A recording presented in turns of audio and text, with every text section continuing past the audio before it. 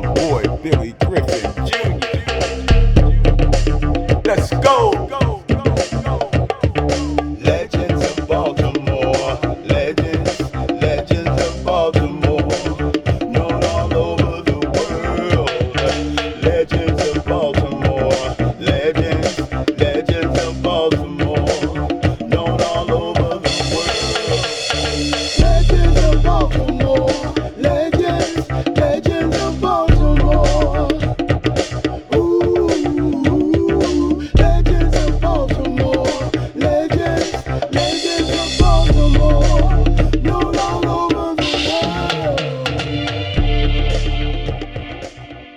Next Phaze Cafe is a soul food restaurant located in downtown Baltimore at 112 East Lexington Street.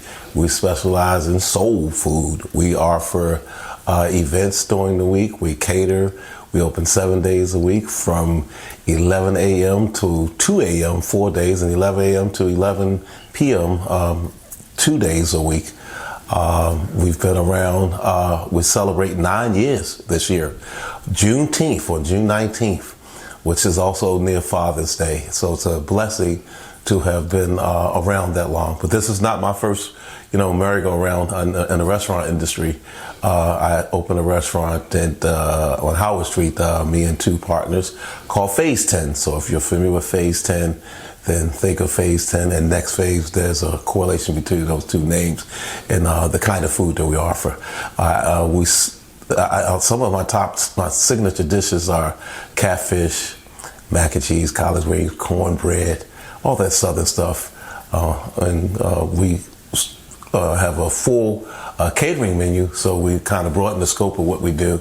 So I like to refer to it not just as soul food, but like soul American food. Soul American food. Yeah, okay. yeah. I kind of created that term myself to be true to who we are and the kind of food we offer and the diversity of our menu offerings, such as crab cakes, Cajun salmon, bayou pasta, and those are not typically soul food items, but we have those.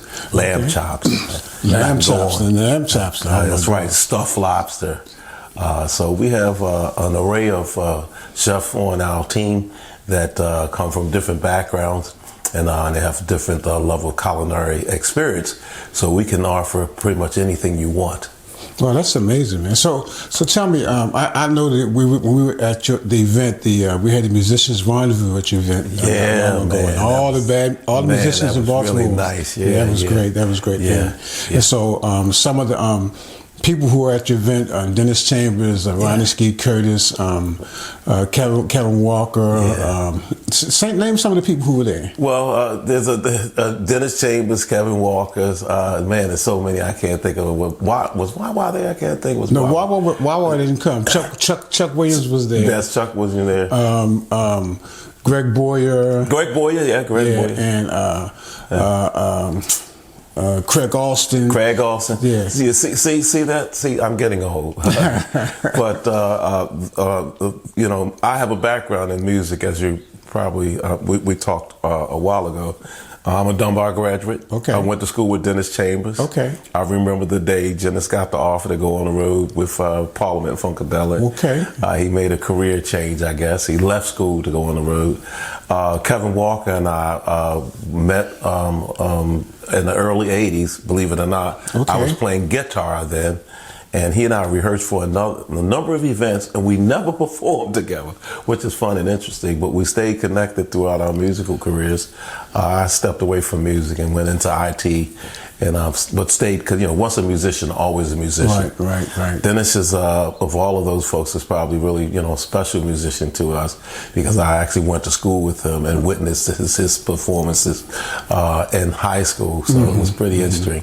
We won a couple of music competitions just because of his greatness, and I remember him walking around playing on the sides of the stage with his sticks and spinning the sticks and all that kind of stuff that we used to do back in the day, just to show off a little bit, show not just the talent, but some other skills. So it was a very special moment for me, and I was happy to be a part of that. And I want to give Kevin Walker the credit for putting this thing together. He called me up one day. He said, "Tony, man, I want to do something for, Baltimore has a lot of musicians that have achieved a whole bunch of great things in life, and we don't honor them, we don't talk about them. And we chose your place to hang out because, you're one of us and we want to have some fun. I said, what? Let's make it happen. And so sort of like, let's make a deal. He made the call. And I made the move, set up a little buffet there. And I was surprised at the amount of folks that attended. It was very well attended. As a matter of fact, the event was supposed to be 6 to 9. There was a game on it. That was the day the Ravens lost, so we're not happy about that. But everyone stayed to watch the game up until midnight. Wow. Even Dennis, Rodney Skeet Curtis was there. A lot of these cats, they've been around a while. They've achieved a high level of success in their career, and they're kind of almost in semi-retirement mode. But they put the retirement hat. They took the retirement hat off and came down the Next Phaze, and that was on a Sunday. That was on a Sunday. It was because most of the musicians typically aren't working. It's kind of like after church. They're typically available on that date, which is why Kevin chose that day. So I'd like to do that more often and honor those musicians. And we named Dennis Chambers and Rodney Skeet Curtis. These are musicians who've played with some of the best of the best. Parliament, Funkadelic, Whitney Houston, we could go on the list, and you don't hear about them. You don't hear about the folks, that are really making it happen. James wrote a couple songs. So it was James for Teddy Pendergrass. Teddy Pendergrass. Wah played with Teddy too as well. Exactly. And they played with some of the greats. I mean, they played with OJ, Miles Davis, George Duke, Stanley Clark. Come on, man. Santana, John Schofield. Michael Stern. So we're talking like greatness here, man. Right. And just to be in the presence of those guys, I'm just humble and just happy to have been able to coordinate that. And so we're looking to do more of that. And I'm certain there's a number of musicians. Matter of fact, when Kevin posted it, there were a whole bunch of musicians that saw the post and said, "What? You didn't tell me that was going to happen?" I mean, as I said, it was kind of like planned like in just a couple weeks. And Kevin said, "Look, we ain't going to talk about it no more, Tony. We've been talking about this for 10, 15 years. Right. Let's do something for the musicians." So, maybe we'll call it Musicians Night Out. And, and it fits in with the culture of Next Phaze. We're all about live entertainment. Tell me about the Next Phaze's schedule. Yeah, so on Monday night we do an open mic thing with where musicians can come in and perform. And I want to emphasize, we have poets that come in and do poetry. So it's not just for musicians, it's any person that's we're not having dancers, but folks that can sing and play instruments come in. Any rappers come in? Yeah, rappers, just last night, matter of fact, last night there was a rapper performing. We've had folks come in and bring a whole group of folks to do gospel songs, some jazz standards. So it's open mic because it's open mic. Now we refer to it as a jam session too, because many of these musicians have been performing together for a while, and they're regulars. They come every Monday and get together, and so it turns into a jam session. So I like to refer to it as an open mic jam session. And open mic meaning it's offered and open to the public. Anyone can come in who has a talent, and it's interesting because many people have this fear of coming to the open mic because of the caliber of musicians that are performing. Our house band, Jesse Powell's, he's been around for long. Jesse runs the open mic. So I want to say to the public, it doesn't matter what level of skills you have. This is the place to come from, because that's how I learned back in the day when I was playing. There was Park Plaza Cafe, Dennis Chambers, Scott Peaker, all of those guys were hanging out there, and I thought I was a great musician until, I heard them perform. And then there was the Closet. I go way back to the Gatsby, the famous ballroom. And I played trombone back then, by the way. I played trombone because there were so many great musicians, great guitarists, that I couldn't compete with like 25 guitarists.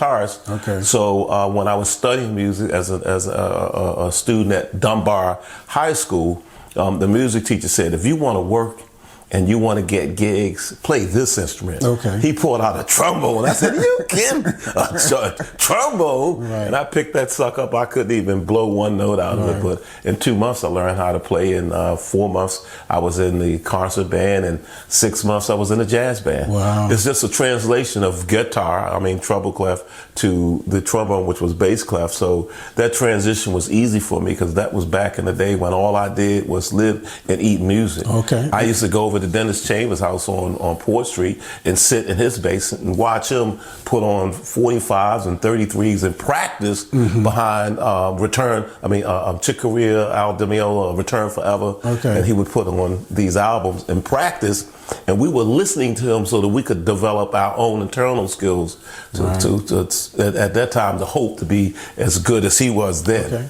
Okay. Dennis practiced all the time and played Dennis all a bad man. Dennis Chambers is a bad man. Yes, he is. I got some clips to think that thing he did with Santana when he did the drum solo. Yeah. That is just so phenomenal, man. He's wiping his head and he's still drumming. He's walking around. He's still drumming. Dennis Chambers is a bad man. And our young people here in Baltimore don't know a lot about the history of Baltimore musicians. They think it's all about rap. Baltimore's culture is music. Period. Absolutely. And bands. I came up in the late 60s. Well, I came up in the 60s and 70s when bands were everywhere. Yeah. Some of the baddest bands you had. The Soft Black Tones, Ice. Black Ice. Grand Jury. You had Black Atmosphere. Black Atmosphere. You had Charlie Company. You had Man's Theory. You had the Granger was part of Charlie Company. Yep. You had Man's Theory. You had Madhouse. You had so many bands. And of course, Julius Brock in United Chair. In United Chair. Yeah, bad. I mean, they had posters up. Yep. Where who was playing where? First Class. Yeah, First Class, Fabulous Friends, Soft Tones, Fabulous Friends, the Whatnots. So many different musicians and groups and singers, who went on to be with some of Damon Harris. He sang with the Temptations, It's just, Baltimore has a rich history, and our young people don't know it, and that's what this is all about. This program is called The Legends of Baltimore, the series. Oh, okay. Well, you got to mention Drew Hill and Drew Hill and Jersey is the 90s, 2000s. That's true. We're kind of like dealing with the earlier versions of the late 60s and 70s, with, like I said, Madhouse and Grand Jury and First Class and, Fabulous Friends Plus One, Soft Tones, Whatnots. Yeah, I mean, so many of those different types of groups. But you said you played in some. Talk about some of the clubs that you guys. Okay, so as a musician, when I was performing, so I was that guy that was a follower, and I won't say I was a wannabe. I was a pretty good musician, but a lot of the folks that I hung around were older than me. So I came up in the 60s and 70s. I graduated from Dunbar in 78. So a lot of those guys were like 9 and 10 years older than me. Okay. And so they were my heroes. They were my the people that I looked up to. And what's interesting about my career, I played with a group with Dennis called Mr. Music. It was before Uncle Ramus. He left. Right. Uncle Ramus came after Mr. Music. So we used to practice on, was that Oliver Street or Chase Street? One of those houses. That's another thing. Back in the day, we had rehearsal houses that we would we would go. Yeah, so we rehearsed in somebody's. I don't even know how house it was, but it was on Chase Street. And I remember back in the day, you could walk 1 or 2 blocks on the west side. You could hear Black Ice. You could hear all of those groups. The Grand Jury. And so I rehearsed and practiced and played with a number of those groups. I went on to play with the Jury because they were called the Jury at that moment because legally they could not maintain the name Grand Jury because that's a name that's reserved for for a lost legal system. Right, exactly, right. So they dropped the grand off and became the Jury. So I came on that second, I guess you can refer to as the second iteration. Okay. So as I said, because these guys were older than me, and what's funny is when I was in school, I used to go watch Wendell Shepard and all them perform and say, man, Wendell they're bad. Man, yeah. And then one day back in 1980, someone called me and said they're looking for a trombonist. Well, I'm thinking, I ain't gonna get that gig, you know, but I'm gonna go ahead and try for it. Because the trombone wasn't my primary instrument, believe it or not. The guitar was my primary instrument. You remember, you heard the story about how I picked up the trombone, right? Right. The music teacher said, this is the instrument to play. Then and that's how I came, Benny Cowan, all of these folks. Benny Cowan, yeah. I'm gonna get back to that. I want to talk about that cultural art program downtown and that they used to have at Dunbar, because the young folks need to really hear about that, because it really has a lot to do with how we became who we are today, because we were surrounded by, and I like to use the word greatness, we were surrounded by the Benny Cowers, the trumpet player, Dennis Chambers, Greg Thomas, and man, I can go on and just name some Rodney Gary Granger, Glenn Granger, all of them. Yeah. Going back Daniels. to who? Mo Daniels. Mo Daniels was my music teacher. Okay. He taught an after-school program at Dunbar. Dunbar had a cultural art program in the 70s, and I was in that program in 75 until after graduation, because one of the things that the music teacher, then Charles Anderson, emphasized to us was everything that you learn, it's your responsibility to pass it on to your friends and to others. So when we graduated from high school, we came back to Dunbar and mentored the undergraduates that were studying music or going on. Because I played in a jazz band at Morgan State too for a year there. But I was talking about my little path getting to the jury. Remember, early on, I'm a follower. I'm looking and listening to this band. So when I went into the audition, Wendell Shepard, who was the trumpet player, auditioned me. And they told me how tough he was. So remember, I'm auditioning for a little local band. To me, that's no big thing. I done been with the Mr. Music, played with all these different bands back in the day as a guitarist. And now I'm going in for the first time interviewing for a band to play trombone. As a matter of fact, I take that back. I played trombone in Mr. Music too. That was a band that I played with Dennis. So my little secret was, if I couldn't get a gig playing the guitar, there were very few people that played trombone. All I needed to be, this is how I programmed myself, was decent. Right. I needed to have the ear to hear the medleys, to play the parts for the repertoires and music that they were performing, and I could get that gig. And that's what happened with the jury. When Wendell Shepard auditioned me, I wasn't expected that, have to be prepared and understand theory. You know, he's asked me to do, Dorian modes and play in this key and play in that key. Most of the auditions were, they threw on a record, you listened to the record, you played the record, they said, you're in. Right. They wanted to know that you had the ear to be able to listen to the music, pick it up from the record, because nobody was writing scores out there for every song that the band was going to perform. So I went prepared, I studied their sets, their music sets, and I knew their sets, and I knew what music they played. A lot of Earth, Wind and Fire, or Confunction, funk back in the day. They were a funk band. So I studied all of those songs, preparing for this rehearsal, and then I get to the rehearsal, and I'm being, tested like I'm in school. Okay, we're gonna play in this key. All right, no, it's this note. And then Wendell went from jazz to funk to rock to all different types of genres, and what I discovered was he was testing my ear. I didn't know half the stuff, but I found my way through, and I fumbled my way through. And at the end of the session, I said, "Man, I ain't get that gig." And before I left out, they rehearsed on Appleton Street on West Baltimore. Before I left the house, Wendell said, "Man, they gave me a name that day, and it stayed with me until now. Wet." Because I was young and wet behind the ear. Remember, these guys are about 9 or 10 years older than me then. I'm in my 20s, they're in their mid-20s and their late 20s and early 30s. And I'm fresh out of school, fresh into, undergraduate at Morgan and the jazz band. So they thought that I knew a little something. But as I said, at the end, Wendell said, "You're in." Wow. I ran home and told everybody. And they had just signed with RCA back then. That was a record company. It had a single out called "Gonna Funk You Up." So I had to learn all of the material and prepare for that. And that was back during the time when Dennis, Benny Cowens, and all of those folks were on the road with George Clinton, touring all around to create. I think that's when they created the Be More Connection thing there.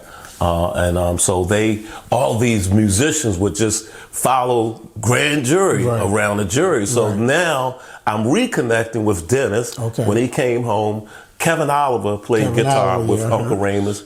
So I remember these clubs that they would perform at locally in Baltimore. So I hung out at all of the spots. Ambassador Ballroom, Embassy Ballroom, places like that. Yeah, Hollywood Palace, all those types of places. Yep.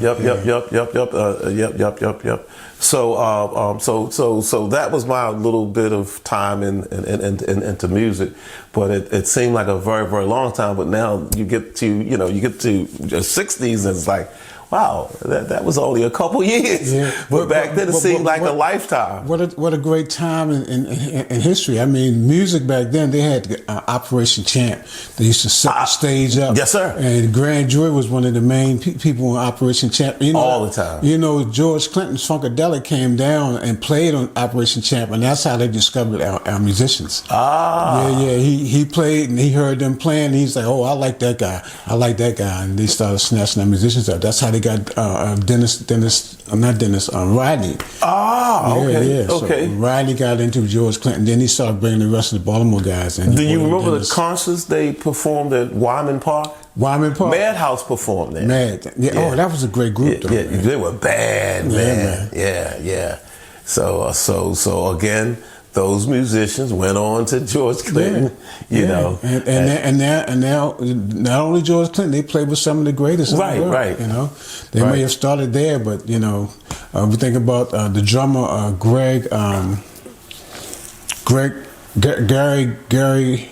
What's his name? Not Greg Granger. Not Greg Granger. I'm talking about. He plays a lot of jazz for a lot of jazz groups up in New York.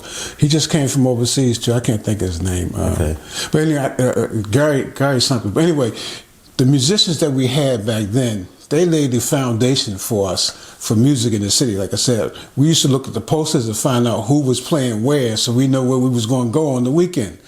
Plenty of places. Oh, man. And in that era, what stopped all of that, right? So back in the 70s, if you go, like you said, the 60s, 70s, in the late 70s, up around 77, 78, when disco hit, which was somewhere around in the 70s, I want to say 77, clubs discovered they didn't have to pay a whole band. Because remember, our bands were like 10, 15 people, man. Right. 5 singers, 3 people in the horn section, a trombone, a saxophone, and a trumpet. Then a keyboard player, a bass, a guitar, a drum. You got 15 people on the stage, and they got to get paid. Right. So when disco came along, I remember gigging almost every 2 or 3 times in a week while I was in high school, and then once a month, every other month, because the club owners discovered they could pay one guy, one woman to spin records and make a lot of money, and then pack the venue, because they didn't have to have all this space for sound systems. All they needed was a couple speakers and a turntable and people dancing, and then the disco thing kind of came out. That Saturday Night Fever thing. When that hit, that's when the music scene in Baltimore started to change. And a lot of the musicians that came up during that 60s to 70s era were going on to better places, bigger things, and were going out of the city, out of Baltimore. So we lost it. Then all the venues, the Gatsby's, the famous ballroom, the Closet, Park Plaza Cafe, all of those spots, and even back then in the beginning. What's the spot on North Avenue, man? How come I can't get it? You'll know if you belong. Odell's. Odell's in the beginning. I performed there a couple times with different artists. So all of those places kind of just, left the scene because they couldn't sustain that business anymore. The clientele had gone. The clientele. And it never came back. Disco killed. Disco killed music. Yeah, definitely in Baltimore. It killed the music. Because then I went from that to hanging out at all of these places that were doing the disco. There was a place called the Seeker Palace. There was a place up on the west side. and they were doing. That's what they were doing. They was playing music. We were fighting to get gigs back then. And that Pascal's. That's what I was trying to think. Pascal's. Yeah. But I think live music has found its way back. Yes. And it's important that now we leave this legacy that you talk about to our young people, so they can have something to grab onto.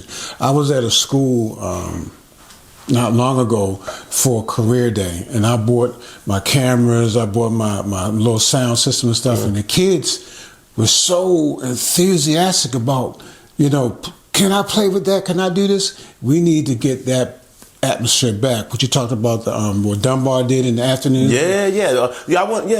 So back in our day, there was a culture. So remember, music left the school years ago. I don't remember when, but and when I heard about that, and I was an adult and I had kids in school by then.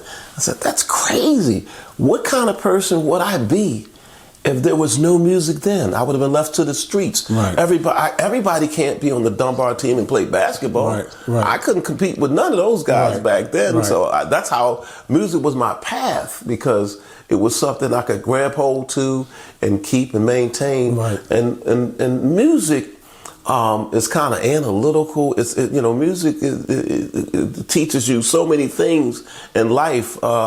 It's just amazing. Right. Like learning to read music. Yeah, that's a challenge. That's a talent. That's a gift. And to be able to take a piece of paper, read the music, and play the music requires a whole lot. Right. It requires theory. And it's just the principles that you learn from that. And then listening to a record and trying to interpretate the record. Now we're learning culture. Because I loved Jimi Hendrix back then.